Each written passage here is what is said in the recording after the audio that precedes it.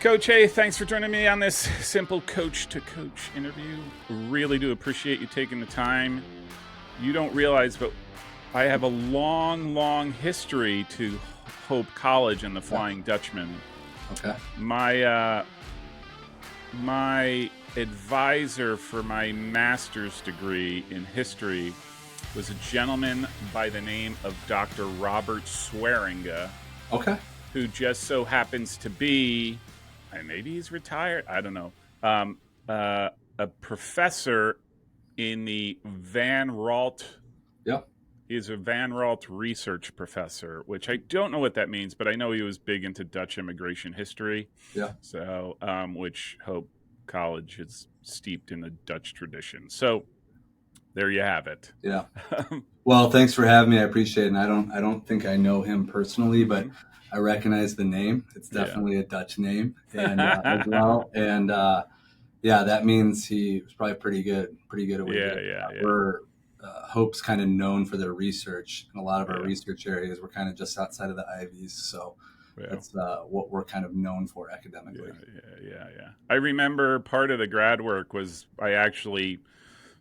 part of our homework was to do data entry for him, because he would give you sheets of old registers from Ellis Island or whatever, and you would just Dutch names, Dutch, and you just sort of type in, and that's how he got his data in. Anyway, that's pretty cool. That's really cool. I'd like to look into that. You definitely still feel it. I'm actually Czech, and like my family immigrated to the Czech community in Cedar Rapids, Iowa, and Czech village, and so I kind of grew up around that. But it's you still see. I mean, we have windmills here and everything. You still see it all over. A lot of Dutch-speaking people. Yeah, there's so many communities like that just sort of sprouted up through immigration of one place, not like these cities where they had all type. No, there's, like you said, Dutch, Czechs, I know Spanish out in Wyoming or Wisconsin for herding and doing all that stuff. So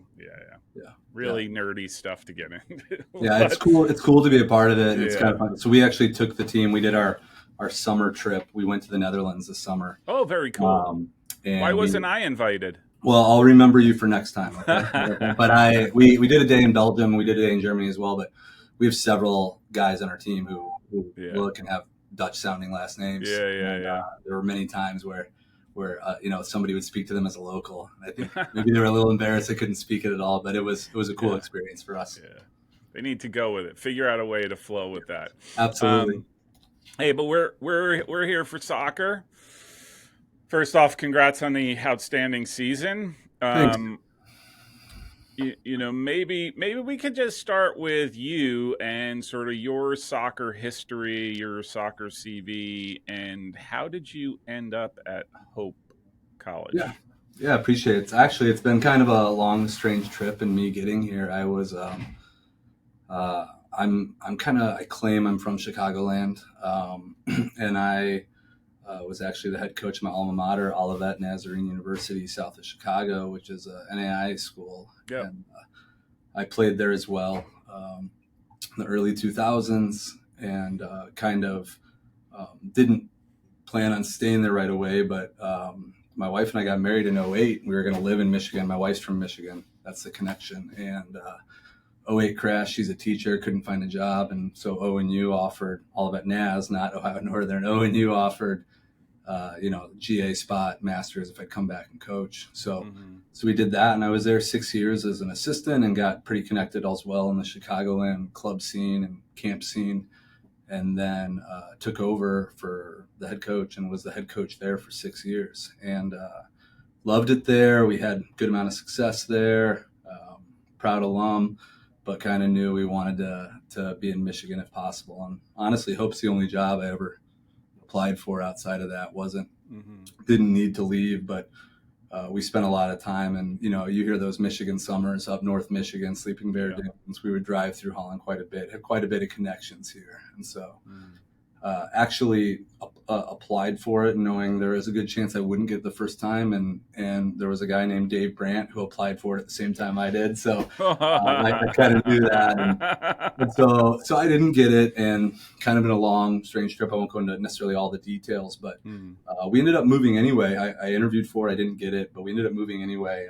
And I actually had a connection in the soccer business world. I think probably about half those scarves behind you I was maybe involved in making. So I ended up heading up director of biz or director of business development and sales for one of the top scarf company makers in North America, and ended up helping out Dave Brandt for a year as an assistant here. So I had that connection. We were already living here, and then worked in the club world here, the MLS Next world around here.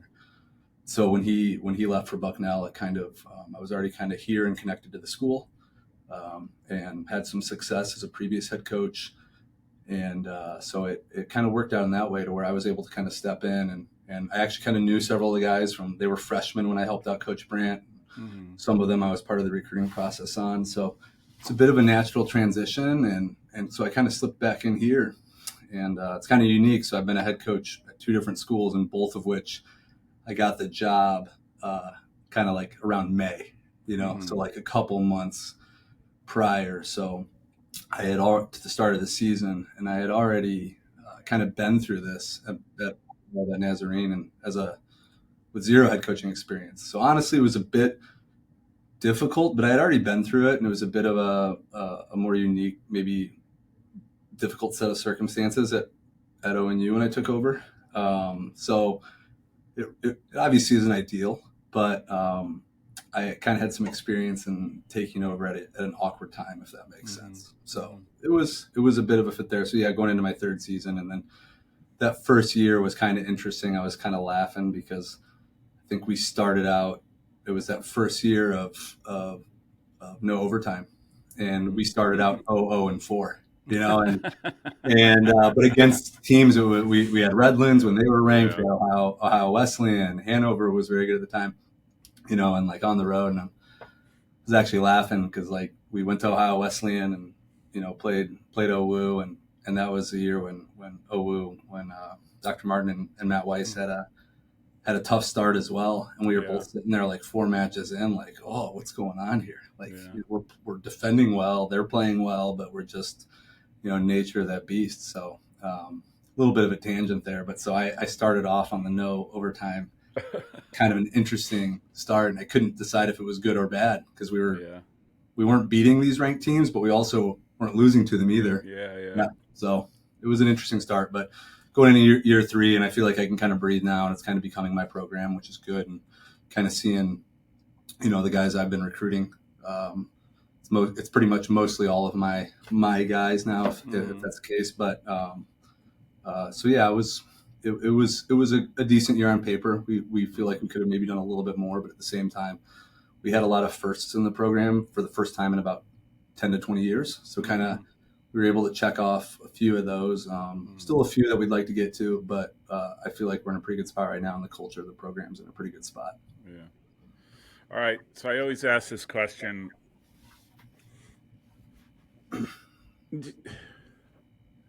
Were you hired for a purpose? Like, sometimes they come in and be like, you're just a caretaker of a program, or you're rebuilding, or was there any expectations placed on you, knowing that Hope has had a long history of success, and Dave Brandt, as you mentioned, like, you're getting into big shoes, right? Like you're filling in some big shoes. So yeah, it was. I think that it was. Obviously, there is an expectation to win here. I mean, volleyball is number 2 in the country. Women's basketball has multiple national championships, and likely would add a few more during the COVID years. They went, I think, 61 games unbeaten, but there were no national championships during COVID.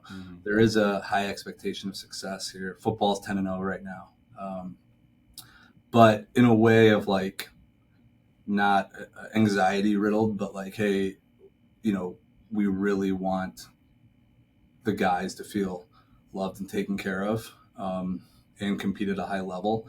But really, we want somebody who wants to be at Hope and in Holland, Michigan, and think for me, honestly, like I think kind of in a weird way, like my story was enough of a selling point to where, I mean, I was the head coach of my alma mater, and we were having on paper a good amount of success, and I wanted to be here, So we wanted to raise our family here, and so I think it was kind of that idea of like, hey, we want somebody who we feel like has kind of been there, done that in a sense, but at the same time doesn't just want a job, but wants to be at Hope College and live in Holland, Michigan for the next, however many years. And that's really how I view it. We never know what happens, but I really view it as like, this is the only, job I want.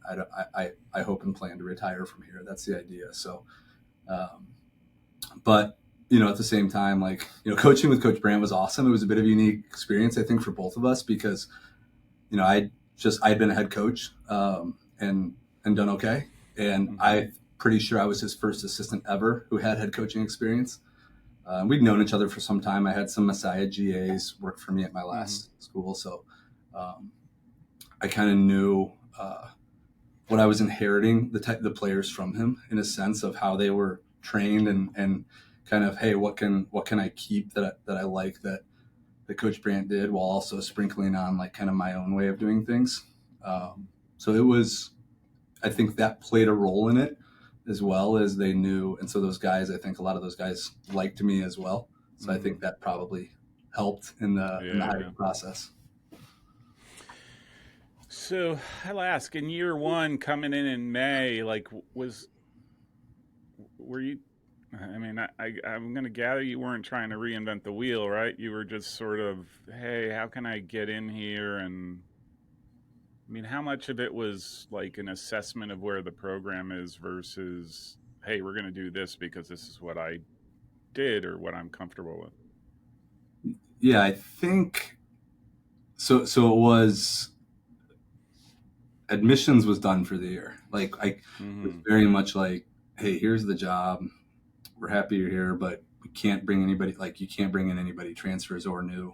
It's a good problem to have. The school is doing well. And so it was kind of a, hey, let's, Coach Brandt left, I want to say December, like over Christmas break, I believe. So it was kind of a unique spring for our players during the process of kind of having a caretaker, an alum who works at the school, kind of help run things. And so I think it was very much a, like, we want to make the most out of this fall, the best we can, but let's also make sure we're setting a foundation for what we want the program to really kind of be off the field as well, like in the community and all that as well.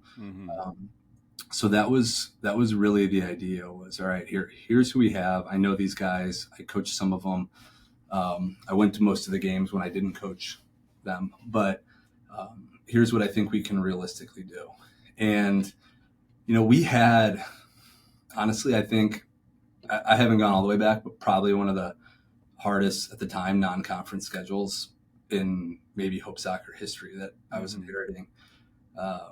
Not just like level the teams with the travel, like at Wash U on a Tuesday or Wednesday, so like class and then doing all that. And then we were gone quite a bit, missed a lot of class. And, I know you played, as you travel far and get back late on a school night. It's also affecting training the next day. You don't want to say it at the time, but it is, And so it was really just like, hey, we are going to try to win the next game. We are always going to treat the next game like it's the most important, but let's really try to set the foundation of what we want the culture to be. And we believe we had the skill to be successful that year, but like, let's lay the groundwork for where we want it to be 2-3 years from now. And so I think we could have done a few things differently, but I think overall, I think we did a decent job at what we did. And again, with the ties, like starting out 0-4, it was kind of an interesting vibe, and I just had to kind of like, keep making sure we were steering the ship in the right direction. And again, like, hey, yeah, we're not winning, but we're also not losing, so kind of keeping that mindset. But what that did help was a pretty defensive minded coach, as far as like, whether it's here at Hope or my previous school, like typically I think one of the better defensive teams in the region, or if not the country, at those levels. And And so I think for one, that was like one thing we were kind of able to improve right away is like, hey, this is how we're going to defend. I can't teach you to hit a lefty driven shot from 28 yards overnight, but I can teach every player to become a better defender overnight, and even if it's a small step. And so I think that in a way that helped get a lot of, I think, buy-in from the guys. And I'm a big believer in like coaching the guys, like coaching them and being consistent. Like, you guys are going to be the ones out there. Learn this. And it might be a lot at first, but like, we don't have timeouts in this sport, so like you guys at times got to figure it out. I'm not going to joystick you from the sideline. So it was, I think there was a little bit of that helped. And looking back now, I'm glad we went through what we went through, as far as like kind of, I think, getting the buy-in from the guys. We could have played 3 or 4 easy teams early on, probably gone 3-1 or 4-0, and but I don't think that would have helped us later on. We ended up that year having a few decent results, but we ended up making the tournament final and at Calvin, of course, at that time, and I think, which looking back now was a decent accomplishment, going with the guys going through what they went through the coaching position. So overall, it was, I think, okay. I mean, I'm a coach, so I'm always going to want to do a little bit better. But I think overall, with what the guys were dealing with, it was an okay situation. So now that you say that about being a defensive-minded coach, like, you very rarely see teams that don't concede more than one goal or don't lose by a goal more than one goal. You don't see that very often. And I'm just looking this year, and spot on, right? Like, you let in 2 a couple times, but for the most part, right, you were in it. You're in all the games, right? And I think where I chimed into you guys was the weekend where you were in Ohio Northern and Ohio Wesleyan. I was really impressed with both games, including the Ohio Northern game, with how you guys play. You can tell teams that are organized around certain principles, and you could just tell how organized you were defensively, and you make it hard, right? Like, you make it hard on the other team to do what they want to do, and I thought you made it difficult for both, obviously, and you beat Ohio Wesleyan, but you just made it difficult for them to get to a dangerous spot to score. And I think that you don't see that very often, right? Like, in the amount of games that I see in the teams, it's rare. It's more of a rarity than I think people realize. Yeah, and I think sometimes when I talk about being a defensive team, I think sometimes people assume that means, we're just kind of parking the bus and agreed, but no, right? And I despise that, honestly. I've done it twice in my career. Last year, 2023, against U Chicago at home, and we ended up getting the result 1-0, and it worked. But I hated every second of it. I want to play, and I did it once in the NAI national tournament. But it's, I do. I'm not one where I'm like going to talk about how great we are all the time, but I think it's like I think like one of the things that's important for me is, I think everybody, right? Like, everybody says, hey, we're gonna win, we're gonna be great, we're gonna be one of the best teams, blah blah blah. Sure, that's all great, but it's easy to do. And so, like, I talk a lot about, hey, we're gonna try or strive to be the most mature team in the country, or disciplined team in the country. And so, like, that has more to do with the decision making. I think like we typically will full press, right? Like, we'll press and everything like that, and we'll have our areas, but it's more of an understanding of where are we on the field. When do we go for it? When do we recognize when we're beat? When do we try to slow down and dictate? And very, very, very rarely do we give up a lot of shots in the middle of the field. So we're really strong down the middle. And like, honestly, like Ohio Northern, if you watch the first half of that game, I have all the respect in the world for Chris and that team, and we knew that would be a difficult game at the time. And they had lost to Kenyon, I believe, the week prior, but it was, that was a good game. And I honestly think that, like, our first half of that game, even though we lost that game 2-1, our first half of that game was one of the best halves we had moving the ball. Like, I felt like we were in a sense, maybe the better team in the first half, not the second half. But and so that I think helps us in a sense. But our defensive discipline, we really feel like can keep us in any game. Which, like you're saying, those score lines. Like I wholeheartedly believe we can go in and play the number one team in the country, and we might not win the possession battle, but we're going to go for it, and I'm confident in our defense and our goalkeeping.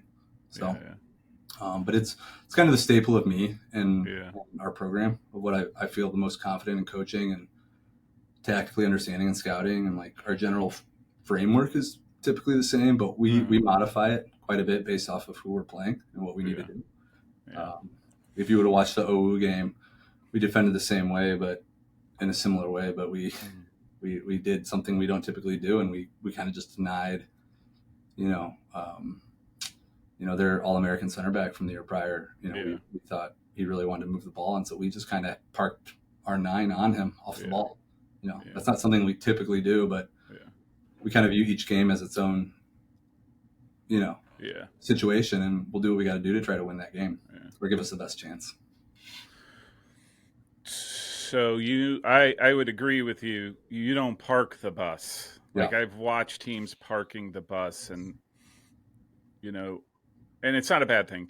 It's not my thing. Like I'm like you. Like if I'm going to lose, I don't care necessarily what the score is. I just want to make sure that I'm doing what I'm trying to do, what I want to do, and not sort of cater to how another team wants to play. And so I've seen teams park the bus, and I will say, right, a team that parks the bus does not score 49 goals in a season like you all did. Right? Like, to me, that contrast is pretty stark, right? Like, if you're parking the bus, the more than likely your opportunities going forward are not are not going to happen to the frequency where you're going to score 49 goals unless you're extremely lucky. Especially against the competition that you end up facing in the MIA, and sort of, again, who you schedule out of conference, I think is a credit to you guys, right? Like it's you're playing some really well-known competition, high level. You're not trying to walk through the park. And I think that kind of goes into a lot else that's going on in the D3 world right now of NPI and all that, and scheduling, and I think things like that. But I think it was very much we told the team last year, like,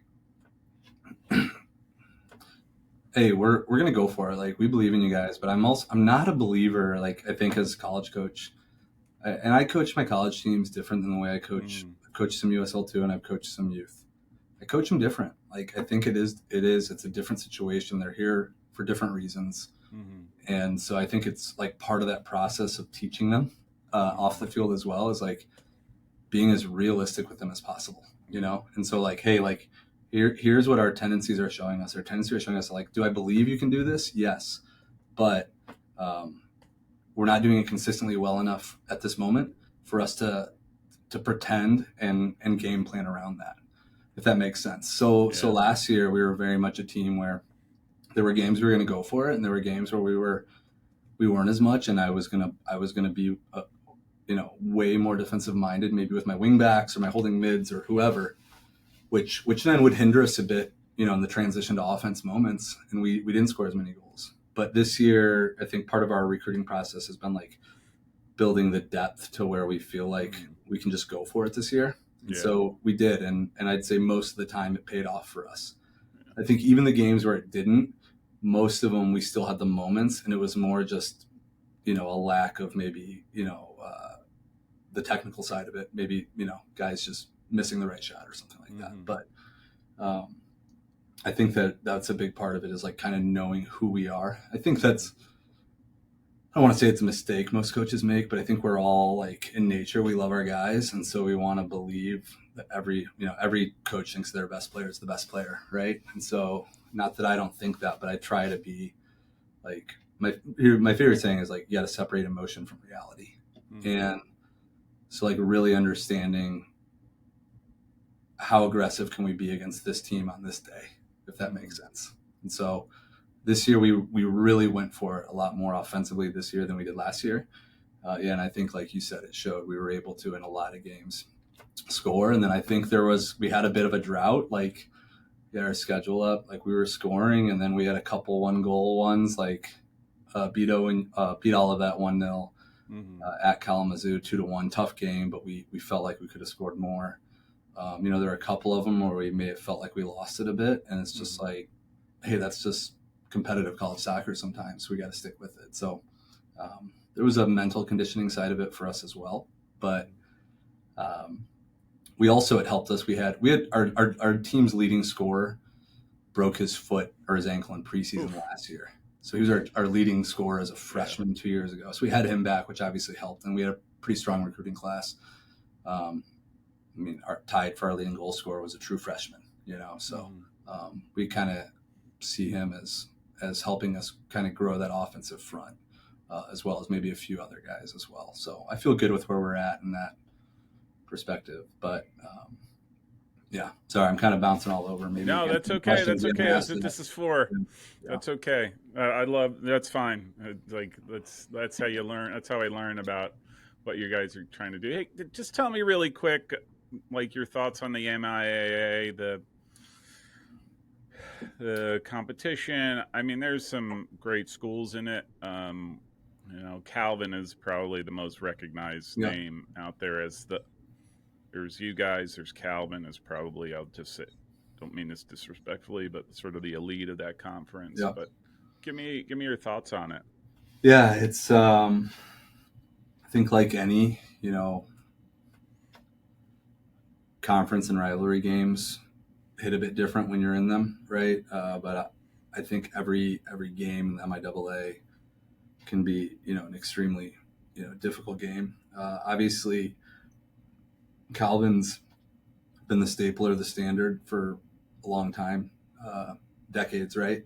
And for a while, it was Hope was kind of up there, but Calvin kind of took that over the last 15 to 20 years, and obviously Ryan's done a tremendous job, and Coach Hughes prior to that. I don't know how many people know this, but Coach Hughes, who was before Ryan, is still in GR. He's the head coach at Davenport University, Division II school. They've had Mm-hmm. a lot of success. So they've just kind of had that staple there. And, Calvin could beat anybody in the country on any given night, right? Okay. So they're obviously there. And then Coach Jacobs, who wasn't at Trine this year, but kind of, you know, I think he took over a Trine team 5-6 years ago that went over. I think they may have been 0-16 or 1-15 or Mm-hmm. something, and then the next I think year, so. had them competing, Yeah. made a national tournament, and they're just a tough, tough team. Yeah. And then obviously Adrian with the turnaround. I mean, between Adrian and Trine, and what I just said about Coach Jacobs, like two of the bigger turnarounds probably in the country in the last 6 or 7 years. Yeah. And Albion's always going to be tough. Kalamazoo is one of the toughest teams. They were extremely tough this year. Coach Shabazz is in the Final Four this year. Final Four this Yeah. year. Yeah. I mean, that obviously I know that program has had some success, but like Coach Shabazz, regardless of the talent he had in different years at Kalamazoo, was always one of the toughest teams to break down defensively. So I'm not surprised by his success this year at all. But at the same time, like, you got a school like Olivet this year who didn't have the ball bounce their way necessarily, but can be a very tough league game. Those guys work hard, they recruit hard, and so I think the MIAA is at the point now where I think Kalamazoo, based on the year, and again Kalamazoo record-wise maybe didn't have an amazing year, but they play tough teams out of conference. They play Chicago every year. They play, Yeah. I think they played North Central. They play tough teams. So, a school like Trine, man, they played. I was joking with Coach Avery. I think they played 3 or 4, not just Division I, but like Power 4 Division Ones. Yeah. They play Indiana every. I don't Yeah, know if this Indiana. They year, played but Notre Dame. They played Northwestern this year as Yeah. well. So it's like, hey, if you're looking from outside the region, you might look at their record and be like, oh, that should be an easy game. And we're like, that's not going to be an easy game.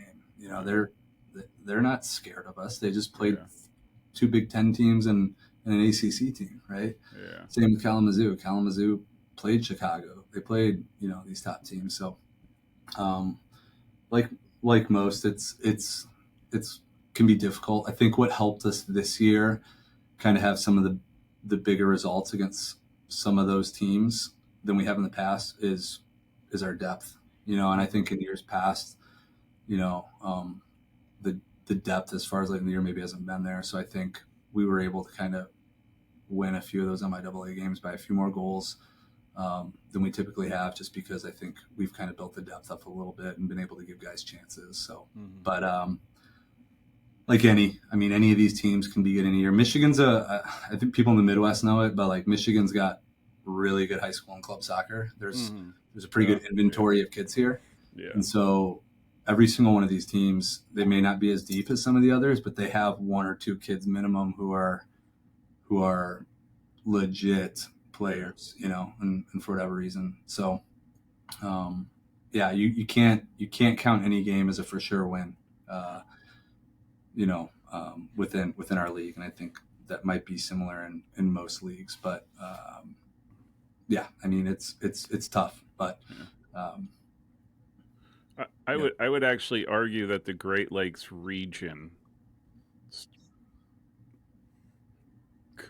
you could say might be, from a talent standpoint or depth of talent, probably one of the best in the country. And I even thought for a while, like, if schools, especially in Pennsylvania, if they're looking to find something different, find some talent, I hate to say it, it's like go poach out of Michigan and go poach out of Ohio and Illinois, and I just think or Indiana, and I just think it's a very rich place for a ton of kids, and whether they're interested, I don't know, but that's part of it, right? Like, so. Yeah, I agree completely.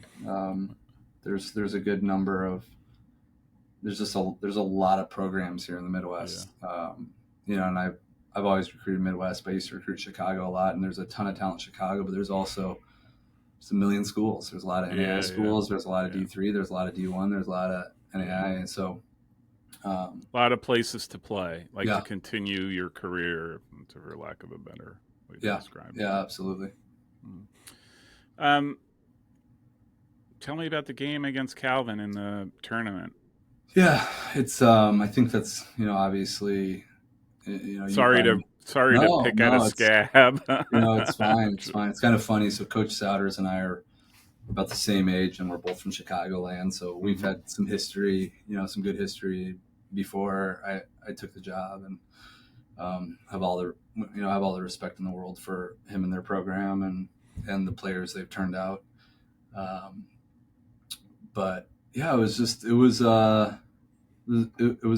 a tough game. Calvin, at their best this year, I think was a top 10, top 15 program. I think it was just a matter of them in certain games stringing it together consistently. Had a young team and a new team, but also had, I think, one of, whether he gets it or not, an All-American level player in Alex White, who was capable of doing, some pretty special things. And so, but we know we're always going to get their best, right? Like, no matter what they did the day before. But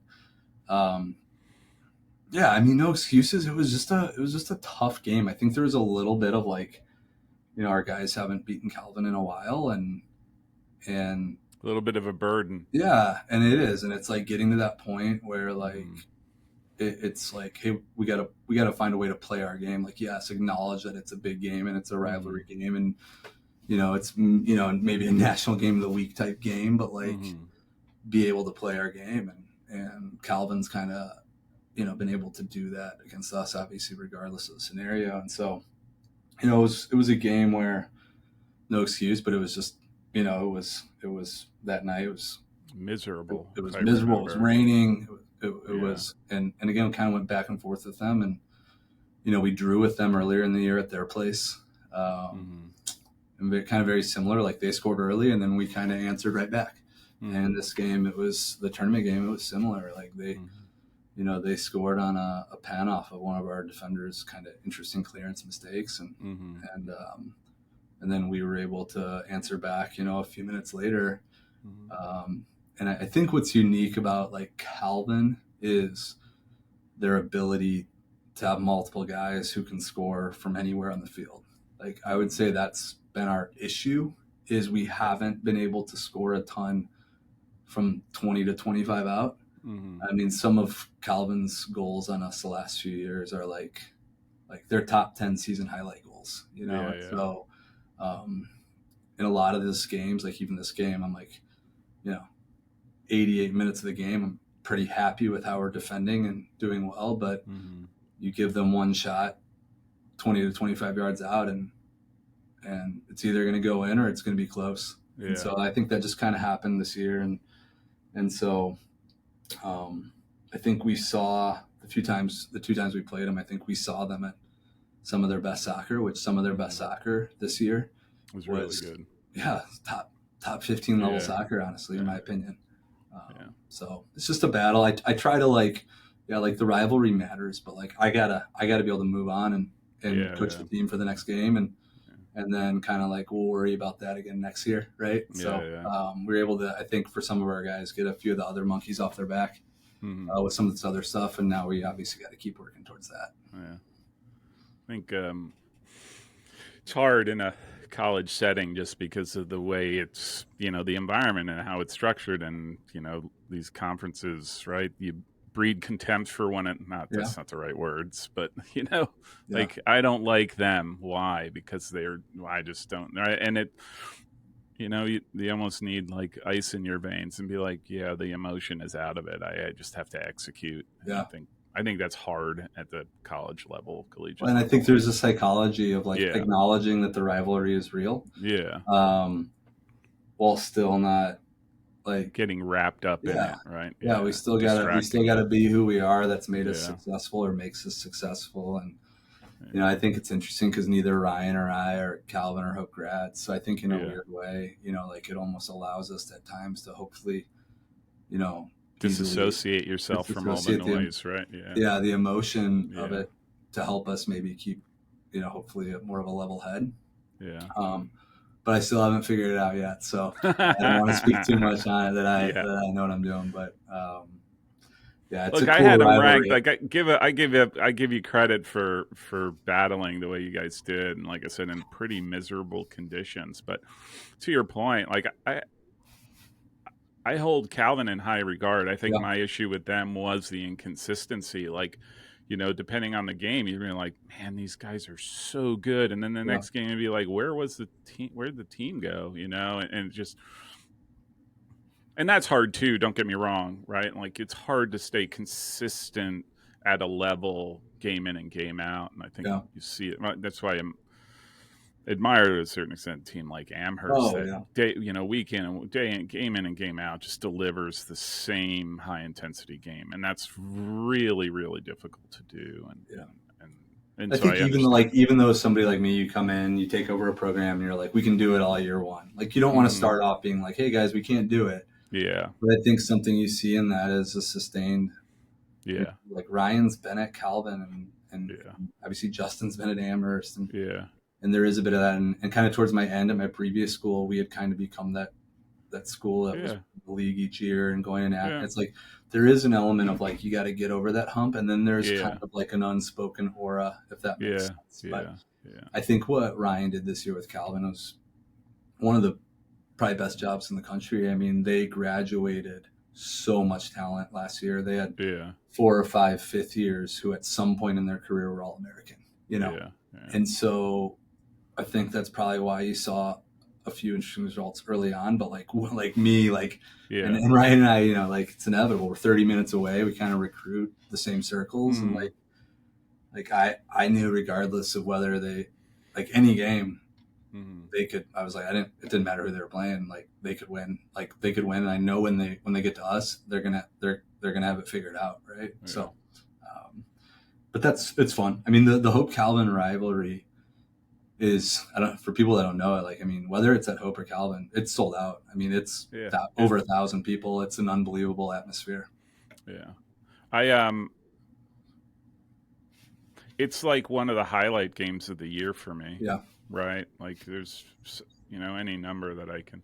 Tufts Amherst, I don't know why I have NESCAC on the brain. Maybe it's because the Final Four, but Yeah, yeah, um, you know, I you you Hope and Calvin is another, right? Like there's just a lot of different rivalries that it doesn't matter records, it doesn't matter what teams have done. It just sort of changes that it gets amped up and all that, and they're all fun to watch. And so yeah. you guys are definitely it's definitely one of them. Hey, you mentioned the recruiting. Like you don't go very far afield, right? Like I mean, you sort of stay in that Great Lakes region, or do you try to recruit outside of that, or is that just not? You don't have to. You know what I Yeah, mean? Like, I think it's that we don't necessarily have to, but we will. And I'll be mm-hmm, at a lot of these events. I still coach club, and so mm-hmm, um, I'm at a lot of the bigger national events. mm-hmm. And but honestly, it's more I think a testament to like Hope College is we're a pretty desirable school just for any Yeah, yeah, yeah. general student or any student in the Midwest, and so um, we have a lot of interest from most Midwest kids, especially Michigan kids, already kind of know Yeah. Hope. And like, I don't know how much you've read, but like Holland, Michigan's just one of the top tourist destinations in the country, So I'd love to get there one of yeah, these I mean, days. so we're part of downtown Holland. I mean, Mm-hmm. campus is unbelievable. But so no, we're open to it. We have a good. I obviously know Chicago as well. That's where I'm from and Mm-hmm. started my career. And so, but we have a good amount of alums there as well. And we've always kind of had, I'd say, 3 to 6 guys from that Chicagoland area anyway. Mm-hmm.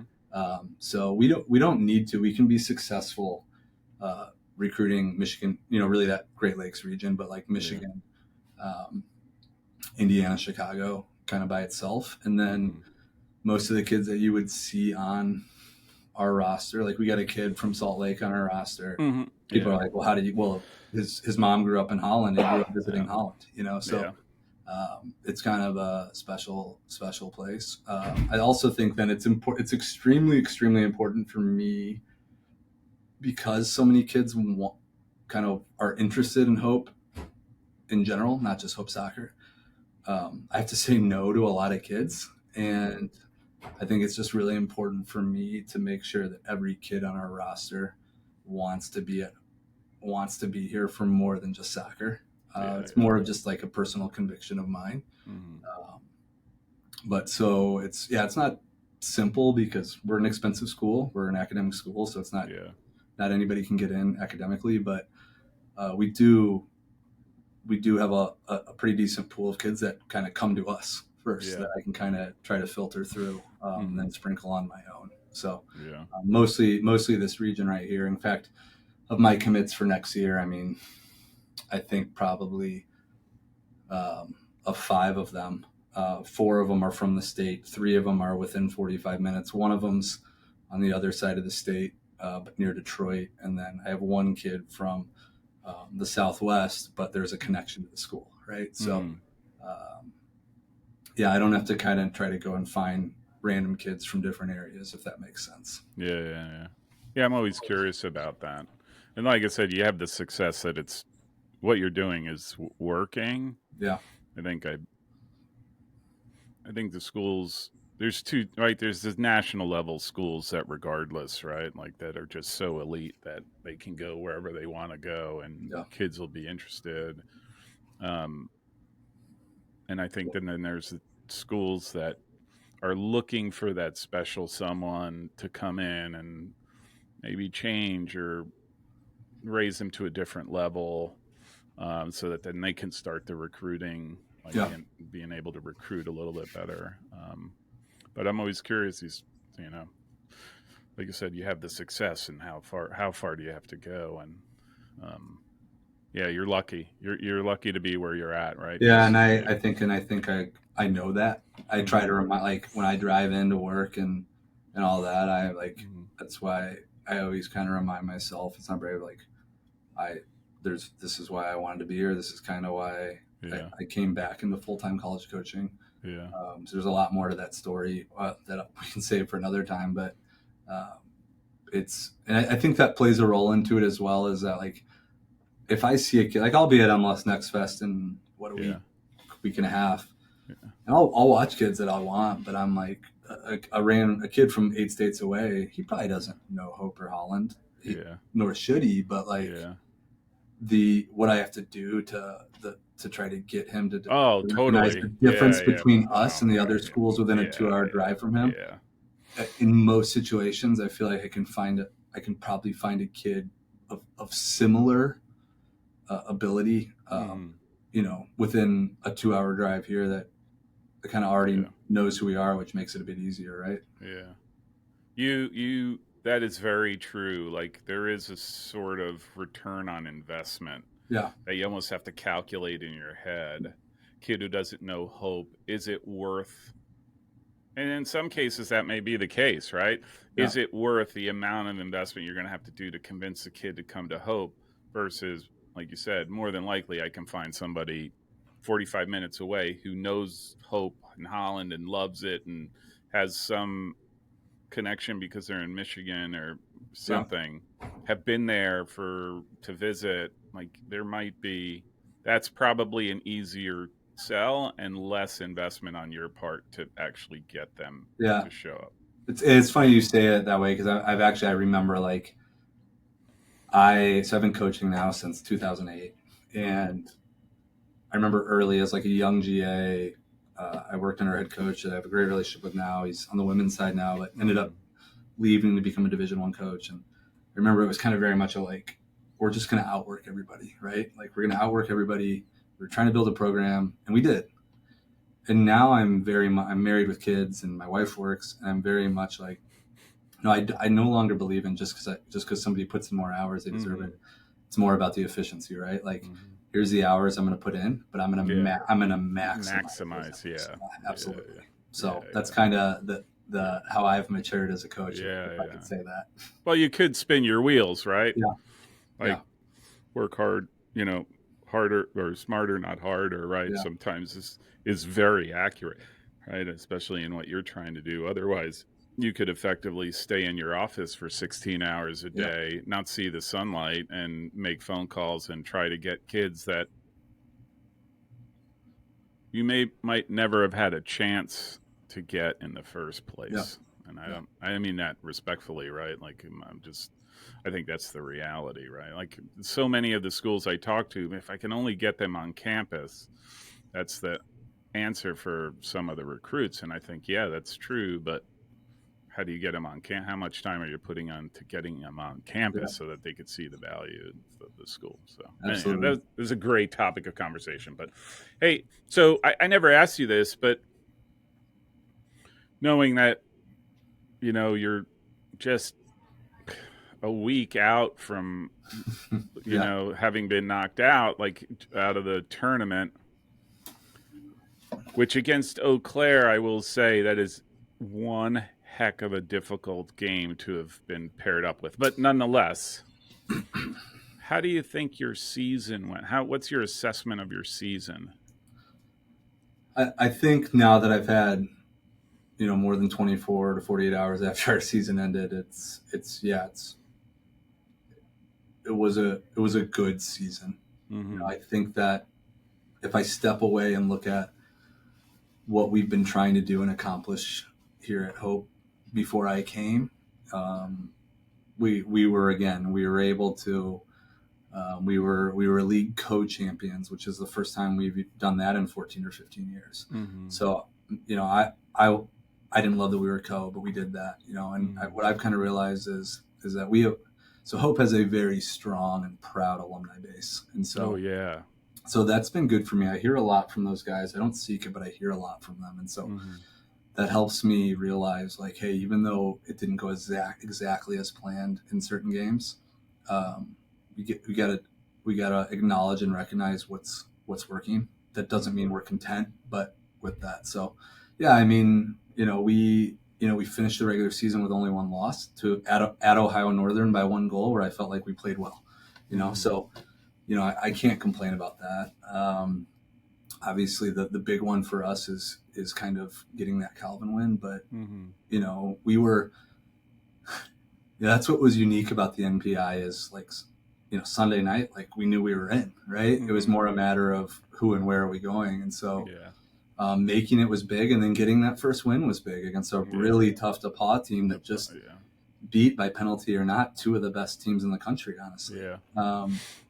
So for us to do that, and then we lost to Eau Claire, and I'm frustrated with our loss, and I'm not saying we deserve to win. I got all the respect in the world for them. I think that I was really impressed with how we played in the first half. And so I think there is an element of like, I'm not sitting here saying we're so happy and we were just happy to be there. Like I wish we were playing this, this past weekend, but I think you could have. Yeah, I do. I agree. Right. Like, I don't think you ended out on there's a lot of teams that be like, yep, totally expected from my vantage point. Right. Like, I think you guys had legs to go further. If you beat Eau Claire, I think, there's no reason why you couldn't have gotten this. Yeah, I think that I'm not a complainer. I mean, it's one of those where like it's part of why we built the depth was like, right. You hate for these guys to put in all the work they put in, our players, and then these nationals. I don't care who you are, if you're the number one team in the country or you're the lowest ranked NPI team in the tournament, playing 2 games within 24 hours is tough, but that's part of it. So like, kudos to those teams that figure it out. But at the same time, like, I think that hurt us a bit against Eau Claire. I thought we played really well in the first half. I thought that our game plan was working. I thought, honestly, in a sense, but I also will say, me and my staff knew, hey, if we can get one in the first half, we're going to go for it in the first half. We can get one in the first half. I think we could do it. And I thought we did everything really well except for scoring that first half. And I think I didn't watch all their games, but I knew they already respected us. But I think there was a little bit of we have the ability to move the ball pretty well. Yeah. And I thought we did that well. And but we kind of knew it was like, all right, they're going to go for it, right? And unfortunately, they got one with a few minutes left in double overtime. But all the respect in the world, for them. They're kind of relentless, you know what I mean? Like, 100%. I don't know if that's the right way to describe them. And again, from my vantage point. Yeah. So they actually played, they played Chicago, right? They were the game against Chicago before we played Chicago. Yeah. So I watched that whole game. So that was kind of the first time I really watched them. And I was like, not thinking we'd play them later. But when we drew them, I felt like, okay, holy cow, do I respect them? This is going to be a tough game if we get to that point, if we get past the ball. But at the same time, I was like, okay, we can game plan a certain way. Yeah. But that's kind of where we're at with it. Yeah. But they're a team that looks to, I mean, it's like for them, I equate it to a boxing match. I don't mean this in a bad way, but man, they get you up against the ropes and they are just not going to let you out. Oh, 100%. And that's hard. Yeah. Teams have a hard time reacting to that, and I think when you see teams like whether it's a NESCAC team or Eau Claire, like they get an A+ at set piece, set piece efficiency, right? Like whether it's a long throw or a free kick, and I think that like, all right, because we don't give up a lot of central attacking moments, you got to give up something. We do give up longer throws and maybe some corner kicks, and so it was really just trying to worry about stopping those. But I watched both their games this weekend, and I didn't know much about Platteville, but I know it's really hard to play. They're another one, third time or something they played them this year, and then obviously against Amherst yesterday, I was like that. Like for me, that was somewhere like this is gonna be a battle, like 2 teams just going for it. Which it was, right? So it wasn't always the prettiest, but they're effective. Yeah, I say that about Amherst. They're. It's going to sound terrible, but I'm not really a fan of how they play. Yeah. But I can't take away their effectiveness. Like there's something to it that those guys are so tuned in that it's brutal to play against them. Yeah. And it's very hard to catch them off balance and take advantage of errors because they just don't do that, and they don't give up opportunities to you. You have to really work hard to create them. So and I think the teams that have sustained success, like any team's capable of winning a conference championship in winning some games in the national tournament every year based off of skill, but like Mhm. the teams that do it year in and year out, there is a little something Yeah. unique about them, which maybe goes against the grain, right? Like, Yeah. so, but sometimes that's their kryptonite as well, you know? Yeah. So, Yeah. Yeah. um, I think that's, yeah. So, I mean, I'm excited. I'm actually going to go to the Final Four games. I'm kind of excited to Uh-huh. see that in person and kind of Yeah. go from there. But again, like I think, Eau Claire or Amherst, either team kind of has that in their own way. Like, we don't care who you are. We are who we are, and we're going to go for Yeah. it. Right? Absolutely. Yeah. Absolutely. They wouldn't care if it was a professional team in front of them. They would just be like, we're just going, Yeah. and it's really, there is something, you look at it and after a while you think there has to be some cultural element to it to get those guys, whether it's Eau Claire, Amherst, or that has them so convinced game in and game out that they're just going to run over you, right? Yep. And I think there's something to that, and I don't know what that is, but it is pretty remarkable. You mentioned some commits already that you have. What is your recruiting class look like? Where are you at with that? And are you looking to fill? What do you say? Are you looking for soccer players? Or are you looking to fill positions?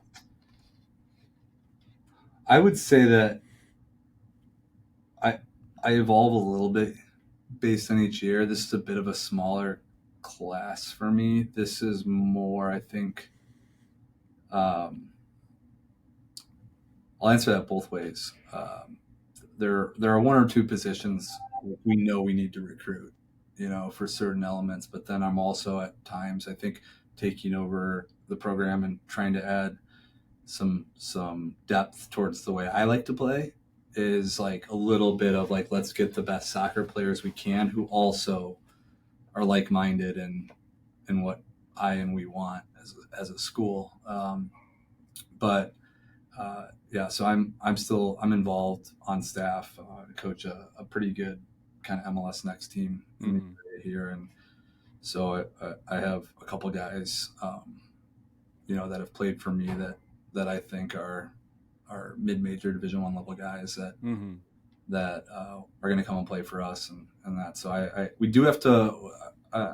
We have guys on our team who can do it, but our center back this year was the conference player of the year. So MIAA player of the year, and he's graduating. And so obviously the way we play, that's massive.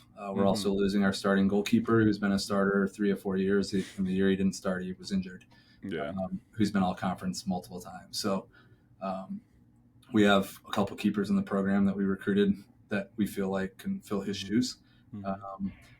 And just kind of figuring out that center back position for us. But we return our two leading goal scorers. One's got 2 years left, and one was a freshman. And then we got a kid on our team who played quite a bit this year, who didn't score a ton of goals, but he honestly has the potential to score more goals than either of them. So I feel good about where we are from an attacking sense. Most of our midfield is returning, and honestly, we got a kid who's captain of our team who transferred in from Western Michigan 2 years ago, who unfortunately has kind of been injured both seasons. He had a season-ending injury against Lake Forest as a center mid, so we have him returning as well. But smaller class for me, 4 to 6 guys. I'm at 5 right now. I'm looking for 3 or 4 of them to be impact guys right away. But not completely decided on that center back position quite yet. It's not super easy to get transfers here. Yeah. So I don't necessarily go hard after those, but we still look at them, especially for maybe a center back type position. For me, the way I play, it's tough to do that as a first year player. So we'll see. But I kind of evolve. I would say I'm more so about the player and the person than the position. Now, the position matters, obviously, but I am not one where it's like hey, we're not interested in you because we don't need your position for 2 more years, if that makes sense. Mm-hmm. I'm not Mm-hmm. really that guy. I think I'm a bit unique and different in how I recruit. Mm-hmm. I don't have a large pool. I don't have hundreds. I don't reach out to hundreds of kids. I kind of have a small pocket of guys I go after and really invest a lot of my time into maybe that dozen to few dozen. Mm-hmm. And it's worked for me so far for the last, as Mm-hmm. 9, 10 years as a head coach. So typically if I offer a kid, my close rate's pretty good on that. Yeah. But I don't offer a lot of kids, Yeah. right away, if that makes sense. Yeah. Yeah. Yeah. It's interesting. That's Yeah. like I said. The fact that you represent hope, right? I think is a Yeah. big point. And would I do want to, because you talked about the kid who transferred from Western Michigan. Yeah. Um, I am where I've been. Had a really great weekend. I can't remember there. Um, like your thoughts on sort of the limited roster spots in Division One, and do you think you're going to see kids? I hate to say wake up because I think there is a little bit of a siren song that goes on with Division One. But do you think you're going to start seeing kids sort of flow down and be like, "Look, I'm just not even going to try because I'd be number. If I'm lucky, I'll be number 28 on the depth chart, whereas I can go to Hope and, Yeah. like you said, have an immediate impact." Yeah. I think yes. I think you're already seeing that effect, but I don't think they necessarily, the 17 and the 18-year-old gets it like you or I would state it, or how you just stated it. Mm-hmm. I think it's a matter of maybe some prep from their club coach or something like that. Mm-hmm. I mean, it's just a matter of the reality of, now we'll see with the COVID year ending this, right, with this year's Mm-hmm. class. I remember being at the IMG event in February and watching two teams in the Midwest that typically every senior by February would have been committed by then. Committed, yeah. Almost none of them were, right? Yeah, And I was standing next to a Division One coach from the Midwest who's in the national tournament this year, mm-hmm. and him just saying like, I cannot believe that kid's not committed. That kid's not committed, and he just kind of says like, yeah, he's like, I've kind of figured out like, hey, if we want to win next year, we can get this transfer, we can get that grad transfer, we can get that. Mm-hmm. So I might only bring in 2 or 3. So Yeah. I think you're definitely already seeing it. It's just a matter of like, how much time do you, and again, like, I'm not speaking for any other Division III D2 NAIA school, but like more so for me, like, how much time do I want to try to persuade a kid Mm-hmm. who's dead set on that? Yeah. If that makes sense. So I have found I've probably had in my career, let's say 8 to 10 guys who went D1 and then transferred, and Mm-hmm. I maybe recruited them a little bit out of high school, Mm-hmm. and they're almost always the best for you because they did do that. They went and they tried it, and then it made them realize, not everybody, but it made them realize, all right, here's what I value, right? Yeah. So like my kid who transferred from Western, even though he's been injured, he's my greatest salesman just because of the school and the culture, right? Like, Yeah.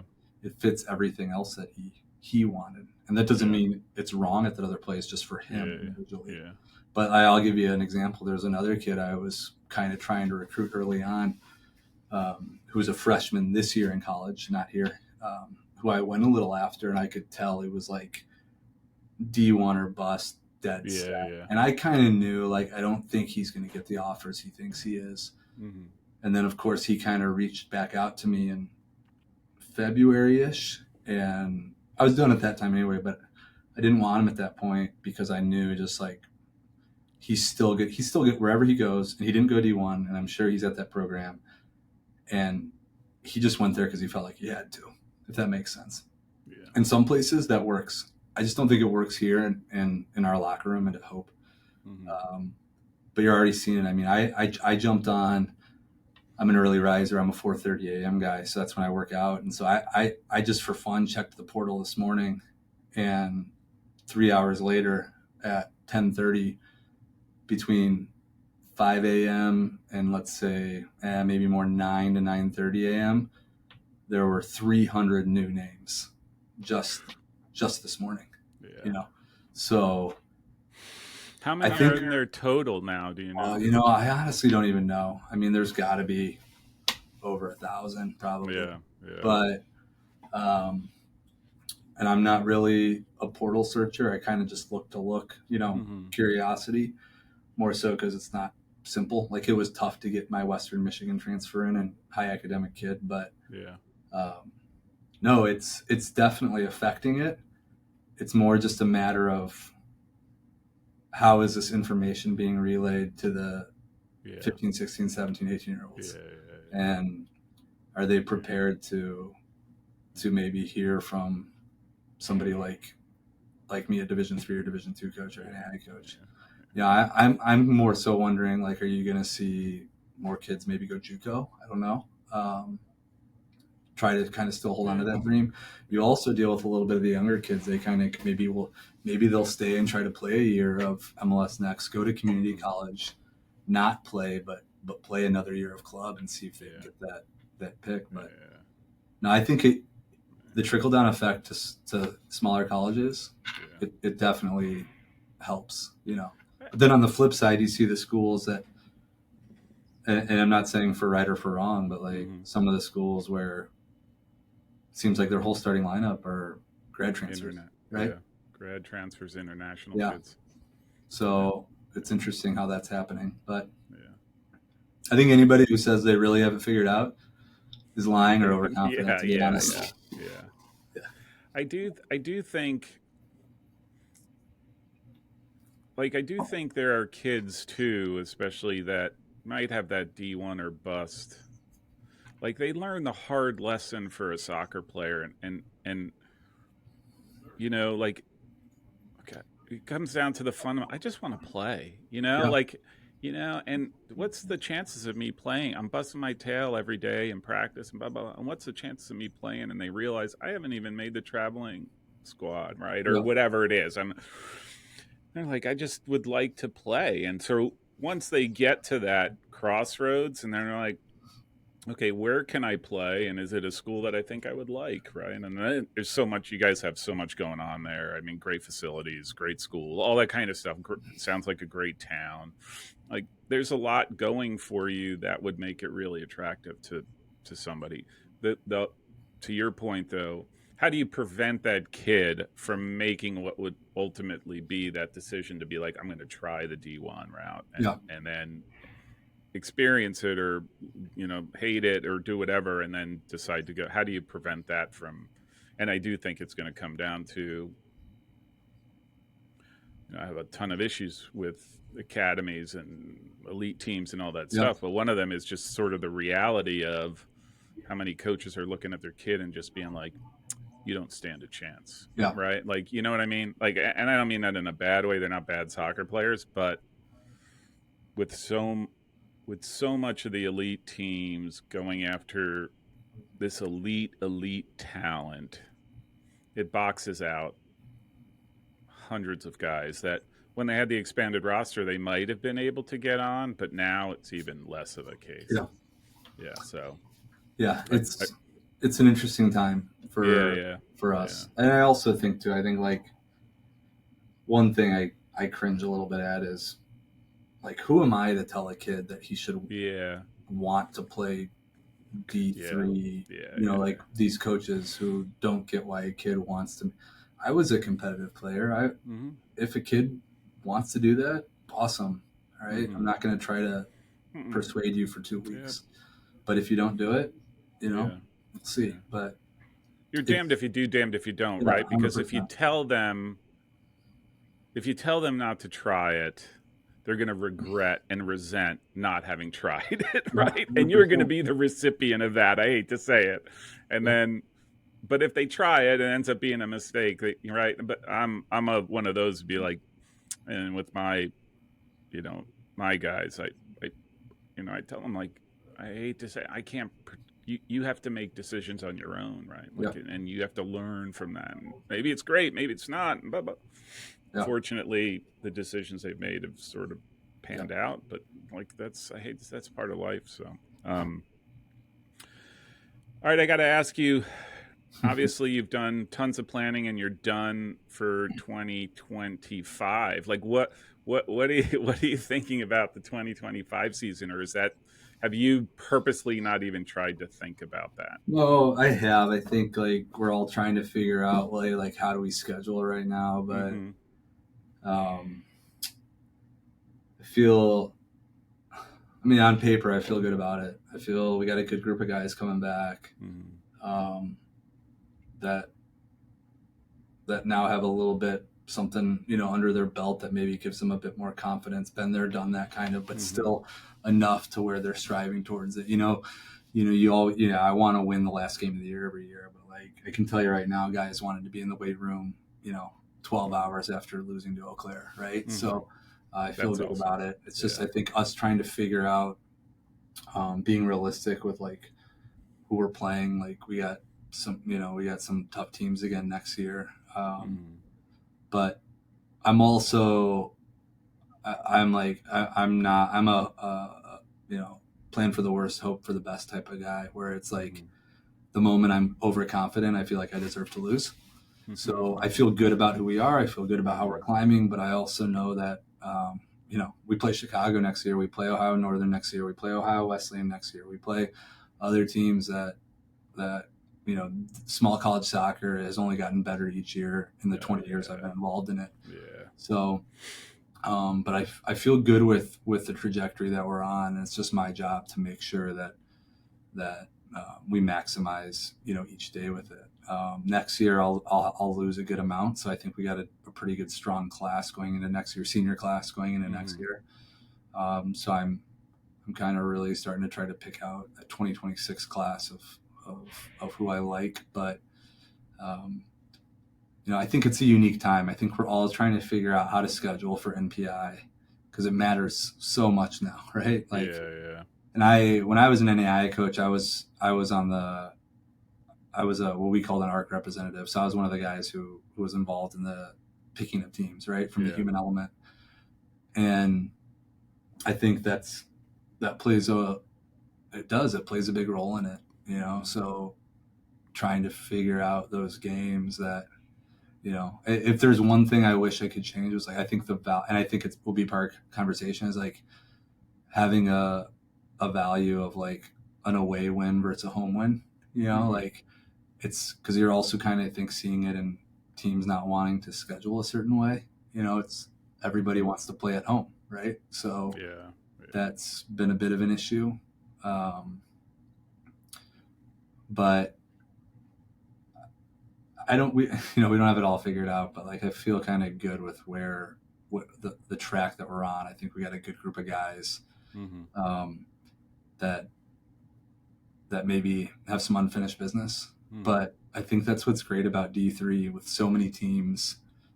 You could have a team that there's a few teams that I'm shocked weren't in the national tournament that easily could have been, and I'm sure could. I bet a couple of them will be top 10, might even be Elite 8 teams next year, Sweet 16 Yeah. teams next year. So I think the moment in Division 3 you think you've got it figured out, you kind of Yeah. deserve to maybe start Yeah. losing a bit. I will say too, and just by the way, you're my anniversary coach. Yesterday was 3 years since I started this Oh, channel, awesome. so Awesome. Congrats. so you hold a special position for that. But I will say, and as even in the 3 years, the more remarkable story that I don't think people talk about is how the bottom end of any conference, and everyone, there's got to be a bottom end, so I don't mean this not in a pejorative, has gotten better. Has the soccer's gotten better? They've made it more difficult for the teams that are going to win it, that they have to reckon with them. Whereas Yep. I'm not sure that was the case so much as it was right, like that when I started. I'll just Yeah. say when I started, and Yeah. that was just 3 years ago, and so. Yeah. And I do think it's some of that is just a trickle down of the talent that's out there that they're able to capture. Yeah. And not to mention, Absolutely. I think schools are taking it a little bit more seriously, right? Like Yeah. more serious. Hey, my soccer program should be better. Adrian, Yeah. right? Who I think coach of the year. I think he might be the coach of the year in my Yeah. opinion for what the turnaround that they've done. So it's good. Yeah, no, Charlie's done an amazing job there, and to see what they've done, and if I remember correct too, I think he may have got that job somewhat later in the spring semester as well. So again, year one, I don't know if he had a ton of time, but yeah, that turnaround It was amazing. Ofer, right? Like they were an Ofer team. Yeah, they definitely struggled, and Yeah, I think what he did was smart. I think they scheduled a certain way, which I commend. I mean, his yeah, job is to not try to impress somebody in the region with yeah, how hard his schedule is with a new team. His job is to get wins and get yeah, better players at his program, yeah, and he's definitely done that. So yeah. um, they were definitely a tough team. He's a well-respected guy in the club world near Detroit, so we knew when they hired him he was going to figure it out. See, He's figure it done out. it pretty Yeah, quickly. I liked him. He was a Yeah, great interview. he's a good guy. Yeah. All right, Coach. Hey, I'll let you get on with your day. Thank you very much. This was awesome. Really enjoyed the conversation. Hope you have a wonderful Thanksgiving. But this was fantastic, and as always, I'll be watching you. And thanks again Thanks, for the appreciate it. poster. Appreciate those of you that show an interest, and Yeah. happy to help with anything you ever need. Yeah.